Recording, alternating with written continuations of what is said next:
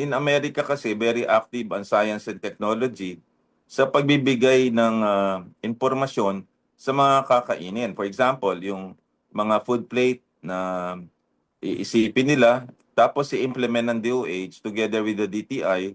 Kasi in other countries, kung makikita nyo, may calorie counter para hindi Mhm. sila tumaba sa choices. Hindi pinipigil kung ano yung gusto mong kainin, but ine-educate ka para matuto ka. Mhm. So, ang FDA din, dapat involved yan. Tama. Oo, Wow. kasi ang FDA, sila ang gumagawa po ng front of label So, ibig packaging. sabihin, Sila. hindi pala ito makukuha lang sa aksyon ng ehekutibo. Abay, kinakailangan ito, meron talagang batas.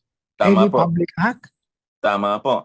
So, Oo. sa loob ho ng 20 years, dalawang batas ang nagawa na napaka-importante.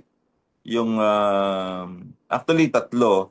In 1995, yung PhilHealth Act na magkakaroon ho ng funding para ho, in other countries kasi after World War II, inaksikaso ng Japan, Korea, Singapore, Thailand, Taiwan, Hong Kong, na magkaroon ho tayo ng universal health. Sila ng universal healthcare. Kaya ang buhay ho nila above 80. Oh. Napag-iwanan ng Pilipinas kasi after World War II, ang lifespan ng